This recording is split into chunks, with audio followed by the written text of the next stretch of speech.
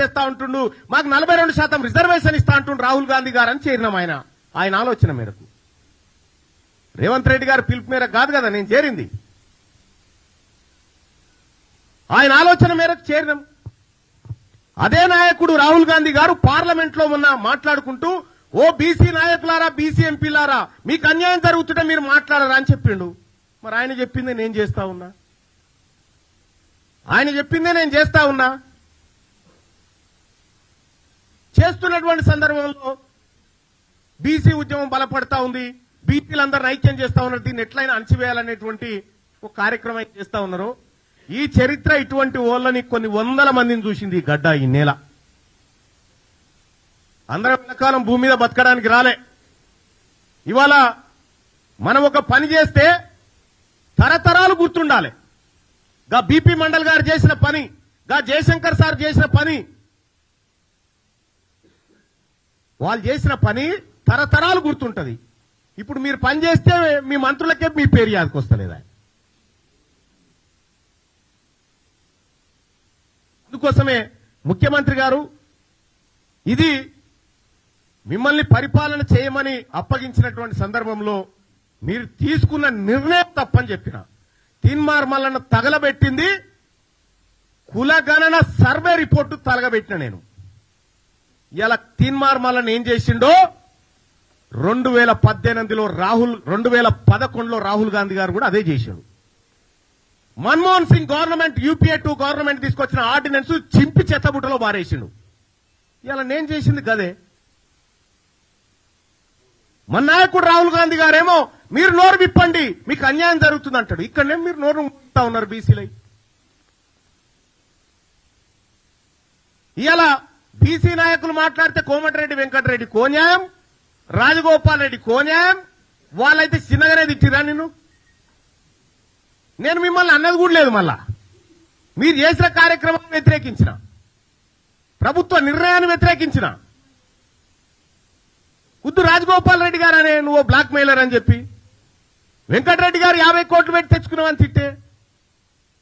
అంటే అంతర్గత ప్రజాస్వామ్యం అనేది కాంగ్రెస్ పార్టీలో అగ్రవర్ణాలకు ఉంటది కానీ అణగారిన వర్గాలకు ఉండదా? ఇవాళ మీరు ఏం చేయదలుచుకున్నారు కాంగ్రెస్ పార్టీ? ఈ కాన్స్టిట్యూషన్ ఏం చెప్తా ఉంది? Constitution of all India Congress party constitution ఏం చెప్తా ఉంది? కనీసం ఎవడన్నా బుర్రునోడు ఉన్నాడా? చదువుకున్నాడా ఎవరన్నా? ఇందులో ప్రభుత్వ నిర్ణయాన్ని వ్యతిరేకిస్తే పార్టీ నిర్ణయాన్ని ధిక్కరించినట్టు అని ఎక్కడ ఉందా? చూపెట్టుర్రి. మీ ఇంటెన్షన్ ఏంటంటే బీసీ ఉద్యమాన్ని లేవకుండా చేయాలనేటువంటి మీ ఇంటెన్షన్ ఏదైతే ఉందో మీరు ఆ భ్రమలలోనే ఉండుర్రి. ఇవాళ బీసీలంతా చైతన్యవంతమై మేము ముందుకు పోతా ఉన్నాం. అలాగే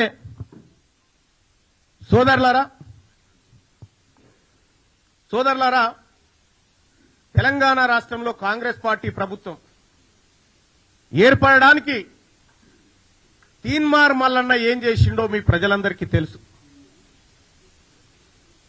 కేసీఆర్ గారితోటి అప్పటి ప్రభుత్వంతో ఒక్కడినై పోరాడుతుంటే మీరంతా ఆడున్నారా? కాంగ్రెస్ పార్టీ కార్యకర్తలను పిట్టల లెక్క ఏరుతా ఉంటే ఆ రోజు క్యూ న్యూస్ వేదిక కాంగ్రెస్ పార్టీ కార్యకర్తలకు మరో గాంధీ భవన్ అయింది కదా. మీరు ఆడమన్నారు అప్పుడు? ఏడున్నారు మీరంతా? ఇవాళ తీన్మార్ మల్లన్న రెక్కల కష్టంతో నా ఒక్కందే కాదు, ఇంకా ఇగో ఇక్కడ కూర్చున్న రఘు, ఇంట్లో చాలా మంది జర్నలిస్టు మిత్రులు, అలాగే మేధావి వర్గాలన్నీ కష్టపడితే ఇలా కాంగ్రెస్ పార్టీ అధికారంలోకి వచ్చింది. కాంగ్రెస్ పార్టీని ఏ ఒక్కరి అధికారంకు దేలే, అందులో నా పాత్ర కూడా ఉంది. నేను 45 నియోజకవర్గాల్లో తిరిగి క్యాంపెయిన్ చేస్తే 42 నియోజకవర్గాల్లో కాంగ్రెస్ పార్టీ గెలిచింది.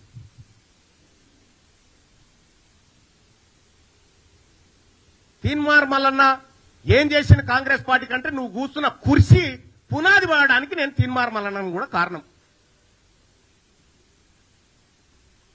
మరి మీకు జీర్ణించుకోలేక 2028లో బీసీ ముఖ్యమంత్రి అంటే మీకేమైనా ఇబ్బంది అవుతా ఉందా? మీకు ఇబ్బంది అయితే మేమేం చేయలేం. కానీ మా లక్ష్యం ఒకటే, 2028లో ఖచ్చితంగా తెలంగాణ రాష్ట్రానికి బీసీ ముఖ్యమంత్రి అయ్యి తీర్తాడు. ఇది మా బీసీలుగా మేమందరం చేసుకుంటున్నటువంటి శపథం.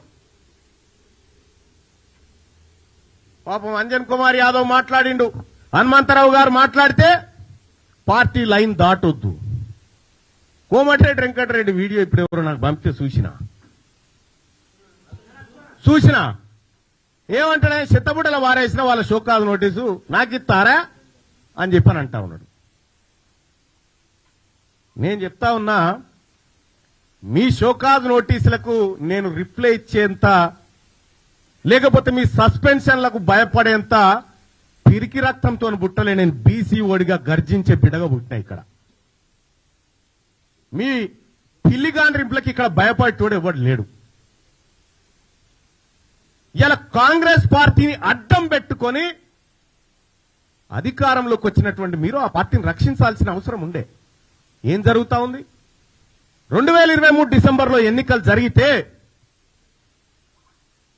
అక్కడి నుంచి మళ్లీ 6 నెలల తర్వాత వచ్చిన పార్లమెంట్ ఎన్నికల వరకు కాంగ్రెస్ పార్టీ పరిస్థితికి ఏడుకొచ్చింది.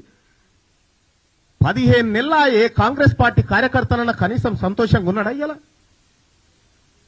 ఎస్, నేను చెప్తా ఉన్నా, నా గెలుపు కోసం, రాహుల్ గాంధీ గారి ఆశయం కోసం పనిచేసినటువంటి కాంగ్రెస్ పార్టీ కార్యకర్తలారా, మీ అందరికీ ఎప్పటికీ రుణపడి ఉంటా.